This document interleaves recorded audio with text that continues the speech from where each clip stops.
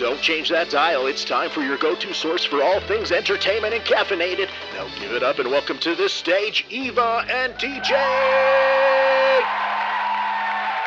I'm DJ Blockside. And I'm Eva Crow. And this is the Inks and Lattes podcast, where we're spilling the ink and dishing out drinks.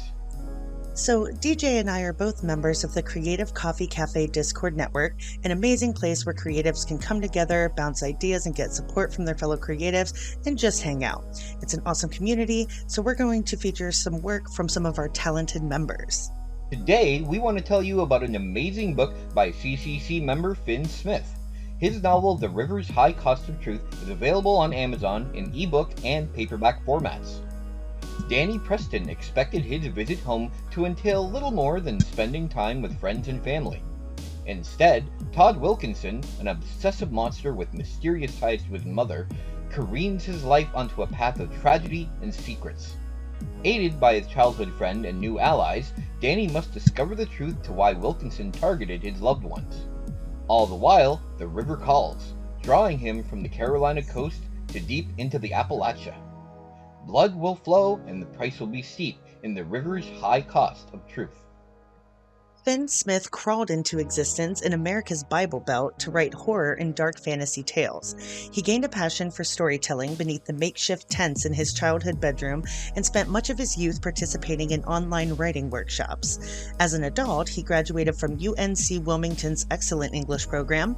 Over time, he helped produce a fledgling horror podcast, the Black and Grim Podcast, that helped give birth to his latest novel, The River's High Cost of Truth. Now he's working on an epic dark fantasy filled with compelling characters and harrowing adventures. Just a quick reminder now of some other great CCC related things. Justin at the DM's Guide is still open for TTRPG mapmaking commissions. You can DM him on Instagram at the DM's Guide or reach out to him via his website. And Luna Wolf Wyoming Designs has all kinds of beautiful tumblers, mugs, and stemless wine tumblers you can get. They offer pre-made designs and also accept custom orders, and owner and creator Vicky has put out a special dripping creativity tumbler that's amazing, and 15% of the sales on those go back into the Creative Coffee Cafe. And then don't forget to visit The Bewitchery, a small online shop that offers candles, spell kits, jewelry, fragrances, and a lot of other great things. And lastly, Aster at Aster's Mystic Bedhead has a shop on Ko-Fi. Check out Aster's tiny art and snag your own adorable, one-of-a-kind piece of Aster's tiny art. And again, all the links for all these things can be found in the description. Now, it is time for our topic of the week. Last week, we talked about fantasy worlds on screen, and today we're going to do part 2 of the fantasy world discussion. We're going to talk about fantasy worlds in print. Yes. We'll start off with you, because you, out of the two of us, you are very much the fiction fantasy book reader out of the two of us. So I'll let you lead this one and talk about what makes a good fantasy world when reading a book. Yes, I am a avid fantasy reader. And just, I think fantasy worlds span such a wide range of things. It doesn't have to be like, quote, typical fantasy, sci-fi, and just worlds that are, steampunk. There's all kinds of different versions of fantasy worlds. There's a lot of different things, I think, when it comes to writing a good fantasy world, that you need to kind of tick certain boxes. Things that you may not necessarily think of that you may need, that just helps kind of flesh it out a bit more. Like simple things like the population, like what kind of people are they? Are they divided by different areas of different geography? All of that stuff plays in. The mythologies of the world, things like the gods and goddesses of the world, the deities, the religious backgrounds, all of those things also just kind of flesh it out. Style of the world, is it very much a medieval setting, which is a very, very popular one in high fantasy. A lot of them kind of have that feel, you know what I mean, that medieval. Yeah, that's a big really one. does. it feels like the quote unquote fantasy genre has that medieval like Hmm. feel to it, where there aren't guns. It's all just swordplay in a lot of the stuff, where the weapons are swords, arrows, stuff like that. And you Yeah. see that in a lot of even games and stuff like that too. But I imagine books, especially, were probably a big progenitor of that kind of genre in that kind of sense. Yeah, I feel like that's kind of like the big go-to for a lot of people, especially when they're first kind of starting out writing fantasy worlds. It's kind of the most familiar, to write that sort of fantasy world because it's very much like the classic witches and like wizards and like all of those things, dragons, and there's just so many other options. Like one that comes to mind for an amazing fantasy world is Jay Kristoff's his newest novel, which is Empire of the Vampire. That is an epic world building book. Like, it's insane the amount of world building he has done, and he's created this entire world where there's vampires, because we all know vampires, right? Like, it's been done. Yeah. It's been done to death in some cases. But he manages to take a fantasy setting that we are all very familiar with and completely transform it. Like, there is a really heavy religious aspect in those books. And then, like, just the characters within the world, the people within the world is a huge, huge part of it. I think when people hear world building, they make the mistake of thinking, I need to overly describe everything. You know what I mean? Like a physical description of every single location and place. And that's not necessarily what makes good world building. That can almost get tiresome when it's just constant descriptions. There's so much more to world building in literature than just making detailed descriptions of what they are seeing, feeling, smelling, experiencing. There's so much more that plays into it. I think one thing too about that is by using a little bit less, it allows you to use your imagination to imagine what that world looks like. So by not describing certain things, so you describe little things that kind of like give you an idea of what it might look like, and then you fill in the cracks yourself with your own imagination. And that, I think, can keep the readers interested in that kind of sense, where you feel yourself actually invested in this world that you've created on your own based on the details that have been given to you in the book and small little things. For sure. I think that's a huge difference in writing good fantasy versus fantasy on screen, or fantasy worlds, I should say, is I do think a really important aspect of it is allowing the reader that bit of leeway. You want to basically guide them and give them some things that are familiar to them that they can sort of envision, and then let them kind of carry the rest of it. I've read books that are so overdone on world building to where it's that kind of world building where it's just constant descriptions, and it's description after description, and you're like, okay, we get it we get it. Like, you don't need to describe that castle and the stonework for a page and a half, you know what I mean? Like, we're more concerned about like the things that make the world what it is, which are the people, the places, the topography, the religious backgrounds, the power dynamics of that world. Those are the things that really make it come to life. Almost the characterizations, in a way, of the things that you're describing, I guess. And then you leave your imagination to fill in everything else. Right. Is there any, because I know you said you're not like a huge fiction reader, but is there any that you've read that for you was like excellent world building? Well, I mean, I did read like the original Lord of the Rings trilogy. I have read those ones, and Jurassic Park. Actually, I know it's like it's not really like fantasy in this sense. No, that counts. I mean, though. But it does count in the sense, because I mean, they build this fantasy. It's almost a fantasy island, really, in a way, right? Where all these dinosaurs end up living. But I think in a way, this where we talk about goes back to where we talked about last week, where I feel fantasy works better in books as opposed to sci-fi, because it goes back to what you were just saying, where with fantasy you have a bit of a familiarity with where you are. So with fantasy, it's almost like you're on Earth, but it's an old Earth, so you can already kind of picture what that looks like from things you've seen before, based off history books and stuff like that. We know what the sword play looks like, things like that. Whereas with sci-fi, especially if it's a world that we've never seen before, it's harder to get that into a book, because it's just hard to imagine things that you've never seen before. You don't have any of that familiarity to kind of like give you that focus, and which is why I feel sci-fi works better as a fantasy world on screen, because then you can show what that world looks like. It almost requires that, and so sci-fi world building works better on screen, whereas fantasy works better in print.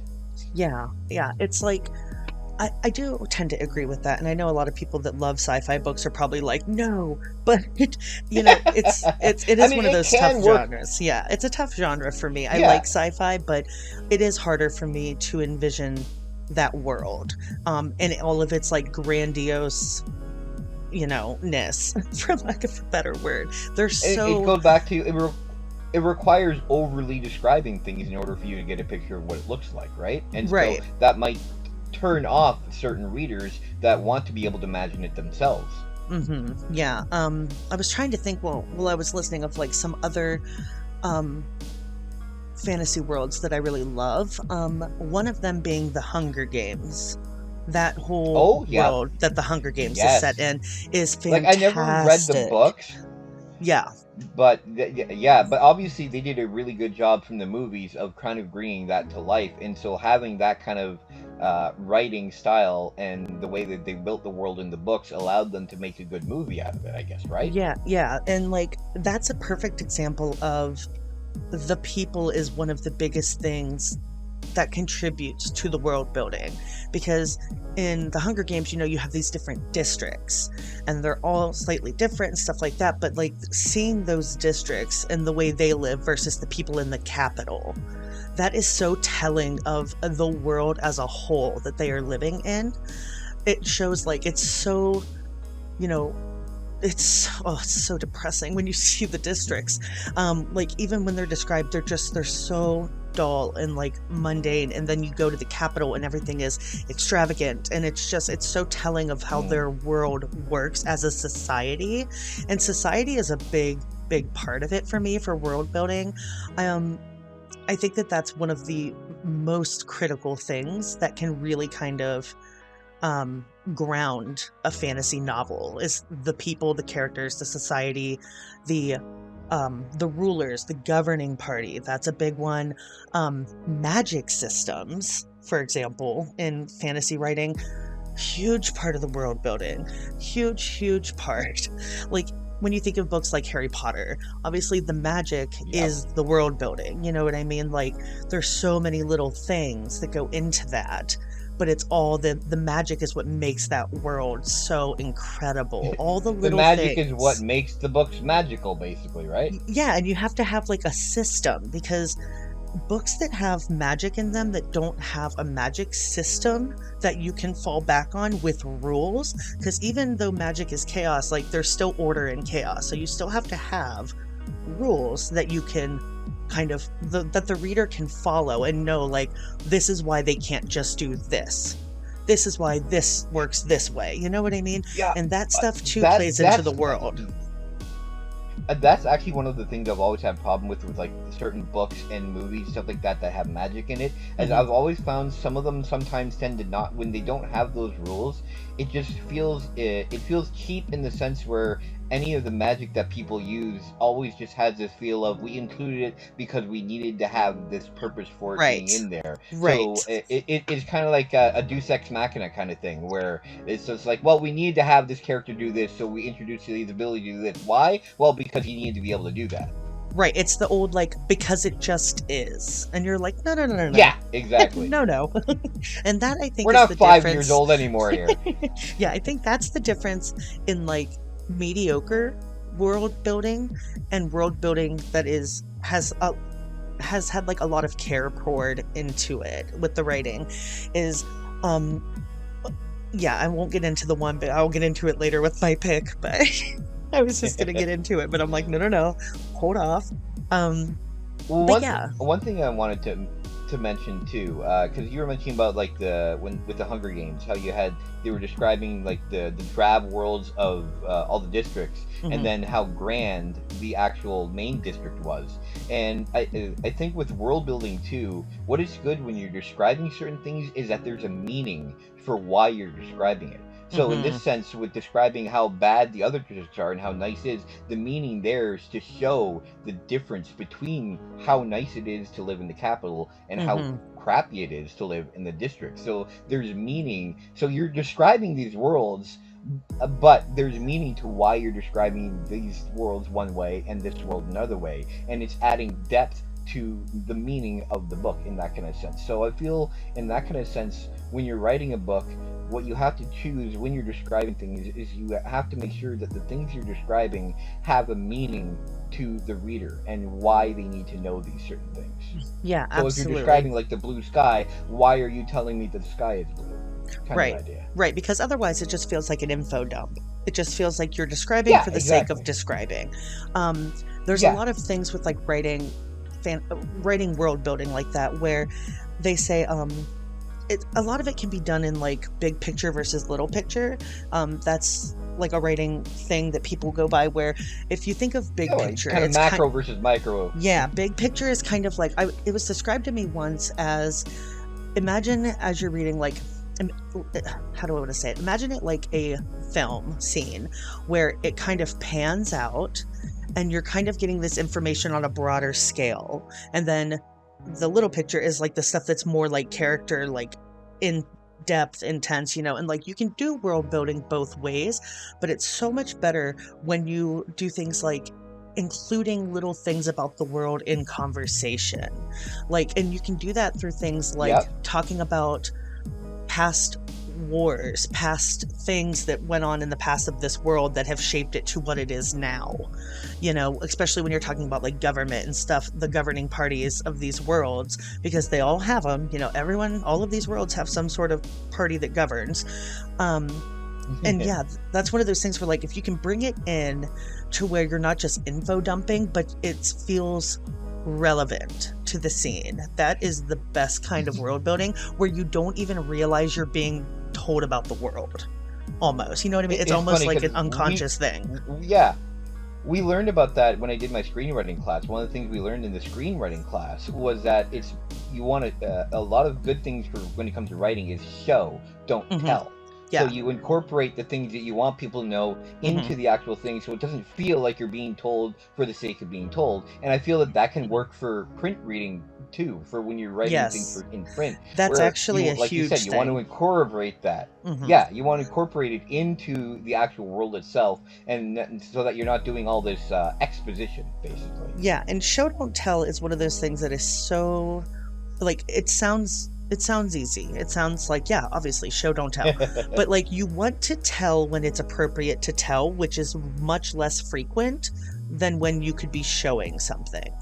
Like, it's just subtle art, really. Yeah, it really is. And like, I had a writer friend of mine that I trust, like with everything with writing related.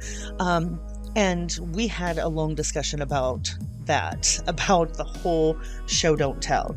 And I was kind of struggling with it at first. Like, I thought I was doing it in my novel, and the more I looked at it, the more I was like, I'm not doing it to the best of my ability. And like, showing with world building makes a world of a difference. Once you get it though, you get it. You know what I mean? Like, you've got it, and you know what you're doing. You become more personally absorbed that way too, right? Oh, for sure. 100%. And yeah, it's just, world building is just such a great thing. Oh, one other thing I wanted to mention before we move on real quick. World building in literature, fantasy worlds in particular, and even if it's like, like a urban setting, whatever the setting may be, I love maps in my fantasy world books. If it doesn't have a map, I don't know why you don't have one. Like, you should have a map. I'm going to have a map in mine, and it's going to be amazing. I can't wait. But that is one of those things that can make such a huge difference in the world building itself. Whenever there's a map involved, I have literally, like, as the characters are saying, okay, well, we have to go here, I flip back to the map and I'm like, okay, let's see it. So they're here and they have to go here. And then I'm like, oh, that's far. There's mountains in between there. That's far. You know what I mean? Like, maps are something that if you're writing a fantasy world, you should absolutely utilize a map of that world, because they are so helpful. They just create a whole added layer of realism to it, and they're just wonderful. I love maps in fantasy world building. If you're not planning on putting one in your book, you absolutely should. Just saying. That's it. All right, so we'll go on to our picks of the week. I'll let you start. I'll let you go into the book that you were wanting to talk about, so we can get into that now. Okay, I will try to be relatively quick. So my pick of the week for my favorite printed fantasy worlds is A Court of Thorns and Roses by Sarah J. Maas. Now, Sarah J. Maas is a very polarizing author. People tend to love her or hate her. I love her. I don't care what people say about her or her writing. She's popular for a reason, because she's fantastic. So, just to get that out of the way, for anyone who's going to come for me about Sarah J. Maas, I will defend her to the death. So, that is a hill I'm prepared to die on. But, so, A Court of Thorns and Roses is an excellent example of fantasy world building. It takes place in this world called Prithia, I believe is the name of it. It's been a while since I've read it, but there are these different courts. It's a fae world, fae creatures, and they have different courts in this realm. And there's the summer court, the night court, the spring court, and the autumn court, I believe is yes, I believe that's it. And so the different seasons, yeah. Yes, and they all are so perfectly done. They're so perfectly done. Like, you go to the spring court and it's exactly what you think it should be. It's beautiful and lush and green, and there's flowers everywhere, and there's this, massive manor where one of the main characters lives, and it's just so perfectly done. And the people within those courts all make sense as well. So just even those little things of like the people suiting that area, like it's almost like you could see someone and tell what court they're from. You know what I mean? It's that kind of thing. Okay. But there's all kinds of wonderful like creatures that are in that book that are just excellent. Like there's one specific creature that everyone that knows A Court of Thorns and Roses loves, and it's called the Suriel. And it is this like grotesque kind of spindly, haggard like creature, right, that lives in the woods. And it like tells you kind of, it's almost like a soothsayer in a way, where it kind of like speaks truths and like riddles, and everyone loves the Suriel. So you have to trying to like decipher what it's saying in a way, right? Yes, and it's like carries throughout the series, because it's a multiple book series. There's 3 main books, and then there's a little novella, and then there was another big book that she wrote. But it started as like a trilogy, and she's kind of gone off to other things with it. But the Suriel is one of those things. It's like, it's such an ingrained character in that world that people, like, if you even mention it to someone who loves those books, they're like, oh, the Suriel. And like there's like memes about it and stuff like that. Like the whole like spill the tea like Suriel memes, and it's so funny. They're so good. But yeah, it's just like, it's such excellent world building, because you get this human woman that comes into this fae world. So everything is new to her. She has like certain things that she knows she's heard about the fae. Like, you shouldn't eat their food, and you shouldn't do this, or don't drink the wine, don't drink the fairy wine. Like, all these different things. So it kind of is interesting, because Feyre, the main character, is experiencing this world for the first time just as the reader is. So she's heard of it. I like settings like that, actually. Yeah, like she's heard of it. Really helps you. it helps make you feel like you're part of the whole thing in that kind of sense, right? Yeah, for sure. And like the characters, they're so brilliantly described in that book. There's some that are these warrior characters. I'm not going to go into a lot of details because people are still reading and discovering A Court of Thorns and Roses because it's so huge. Okay. It's like a huge book series. So like, do you think they'll make a movie out of it? There's talks to make a TV show out of it. Okay. There is talks. I don't know if it's still moving forward, but there were talks that they were going to do a show on Hulu, and the person that was going to be like kind of spearheading it was the guy who does Outlander or something with Outlander. Ooh. Which we know how I feel about Outlander. We've already touched on that. So yeah, I'm super excited for it because it is one of my favorite series of all time. But the characters just make the world feel so alive and so vivid, and you get all this back lore about the world. So yeah, it's just fantastic world building all around. You really can't go wrong with that book. If you like fantasy and you like romance and you like a little bit of smut, it's an excellent book series. It's probably her smuttiest series.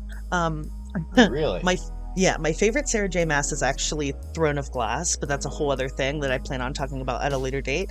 But A Court of Thorns and Roses is the bigger one because it has more smut in it. But it's just a fantastic series. Like, the world building is just so rich, and you really feel like you get to know everything about that world. Like, it's so familiar by the time you finish the first book that like the rest of the books that follow, just they feel like familiar when you pick them up again. You're like, we're back, you know what I mean? Like, there's like one city in that book that's amazing, the city called like Valeris, and it's beautiful. It's like the city with stars and like nighttime. It's wonderful. It's one of those places where like it's so well done that people make like Valeris t-shirts on how they like want to live in Valeris. It's like a whole fan base thing. So definitely worth checking out if you have not read A Court of Thorns and Roses. Real. Oh my god, if only. But yeah, that's my pick. So let's do your pick. What did you pick? All right. So that's the thing. Like, I'm not really a huge fiction reader, but I did read a bunch when I was younger, when I was like a teenager. But when I was a teenager, I was raised in religion. I was raised as a Christian, and so a lot of what I could read was a little bit restricted as far as that's concerned. Mm-hmm. I do remember, actually, it's funny because researching this, I was looking up some of the stuff and I remembered I read a lot of Frank Peretti books, and he was kind of like I would almost call him like a Christian horror kind of writer. And so I read some stuff from him, but what really got me big into reading was the series Left Behind. And it was huge in the Christian fiction scene. Like, started in like the 90s, middle of the 90s. First book came out in 95, and this went on to a huge series of look at like 16 books there ended up coming out. Oh wow. Series.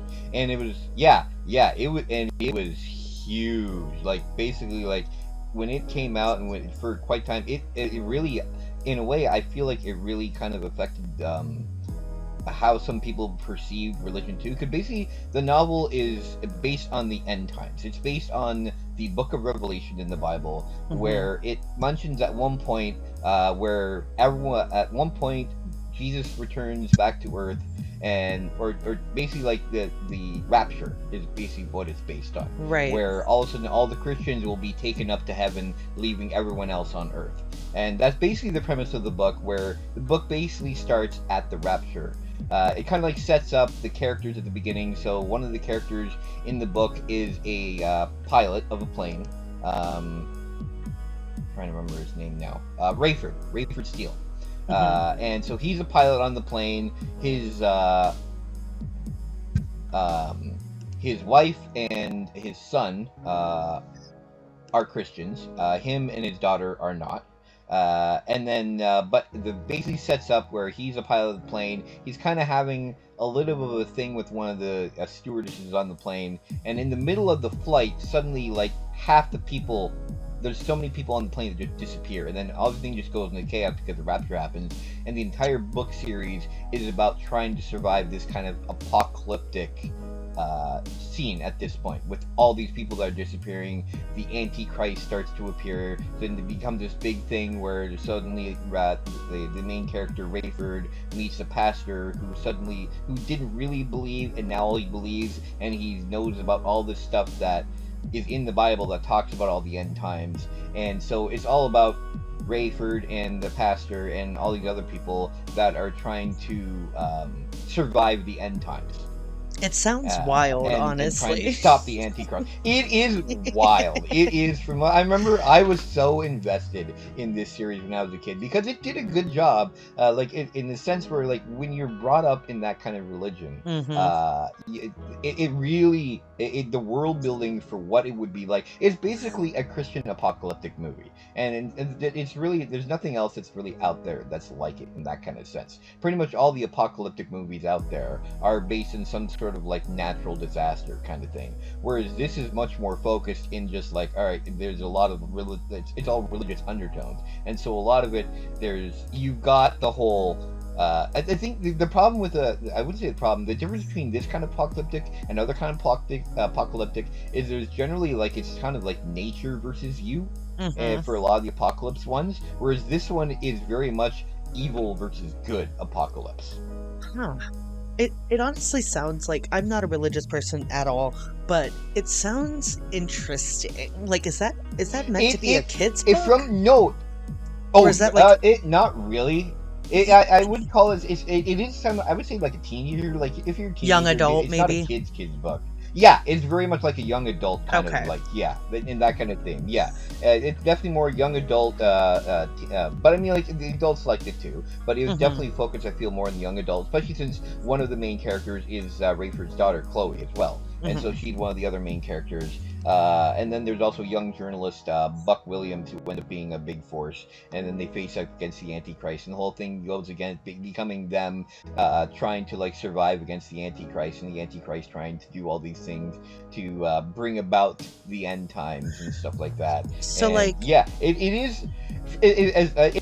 was really well done, in my opinion, in the sense where, like, if you look at it as a fantasy kind of thing, so even if you're not Christian, if you look at it as a fantasy religious kind of, like, and you don't take the whole thing seriously, I think it's really well done. I mean, the only problem I've ever had with it is that people actually took a lot of the stuff that's in the book seriously, in the sense where they felt that this was actually going to happen. Because I feel like the one problem I had with it now is that I do feel that this book definitely influenced a lot of people to feel like the stuff in the book was actually going to happen.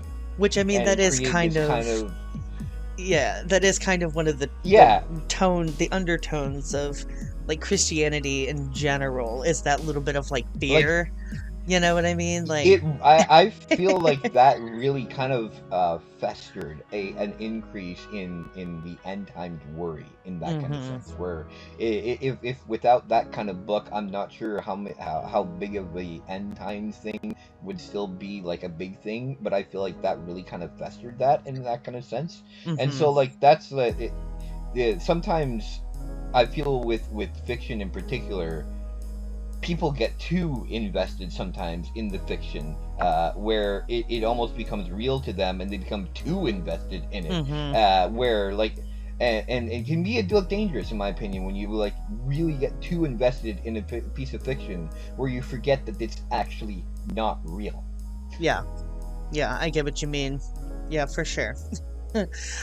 Like, world building wise, like, what kind of, like, world is it? Is it like the world that we know? It's Earth. It is Earth. It is Earth. But basically, like, so it because it's based on Christianity, Israel in particular is a huge part in the whole thing, because a lot of the because Israel was supposed to be the chosen people, stuff like that. It is from a Protestant point of view. So I know I was reading about there's a bunch of Catholic people who definitely had a problem with it in that kind of sense. I bet they did. And honestly, that's the thing. Like, it definitely it wears its politics and its worldview on its sleeve. We'll put it that way. Right, like, it is what it is. So. Yeah. It is what it is. It is definitely problematic aspects of it because of the religious part. And I don't mean that like to denigrate like anyone who believes in Christianity and stuff like that. No, of course not. I know lots of people because I grew up with that. My problem is so much with the people as it is with just like some of the stuff that happens from it. But it like that particular series though, like it was very well written, and there's a reason why it became. So I mean, they made movies out of it. Did they? They made a movie series. Yeah, they made a movie series out of it. The original movie that they did was actually had Kirk Cameron as one of the stars. Oh. Yeah, that tracks. Yeah. And then they actually ended up doing an actual. So it was like a Christian one that did the original one. Then there was another one that ended up starring Nicolas Cage. Wow. Which one was that? Yeah. There was they did a Left Behind movie with Nicolas Cage. It's called Left Behind? I believe it's called Left Behind, yeah. Wow. I'll have to look that up. I love some Nick Cage. And of course it's Nicolas Cage being Nicolas Cage, right? Right. So yeah, it's literally as to 2014. Okay, I didn't realize it was still that I thought it was more still yeah, like, that's still like God, that's only 10 years old. Yeah, I thought it was older than that. But yeah, 2014. Yeah, Nick Cage stars as the pilot. It also has Leah Thompson. I didn't realize Leah Thompson was in that. Okay. Yeah. Leah Thompson, Chad Michael Murray, Nikki Whalen, Jordan Sparks. Huh. Interesting. Well, that's cool. I'll have to check it out, though. I actually haven't seen the Nicolas Cage version of it. I might have to watch it at some point, just to like, there's a bit of nostalgia there. Hopefully I don't get too triggered by it, but yeah. Well, I think that's about all the time that we have for today. Ooh, yeah, so that is about all the time we have. We're gonna wrap up this week's episode of Inks and Lattes. Thank you guys for hanging out with us. We are here every Wednesday as part of the Dripping Creativity podcast, hosted by the amazing Chris Corvin. So be sure to subscribe if you haven't already. And if you want more information about the Creative Coffee Cafe or how you can get involved, you can go to the website, creativecoffeecafe.com. And if you have any news or projects that you'd like to share, send it over to submit@creativecoffeecafe.com. And if we can, we'll get it on the next episode. Thanks again for tuning in to Inks and Lattes, where we're spilling the ink and dishing out drinks. See you next week.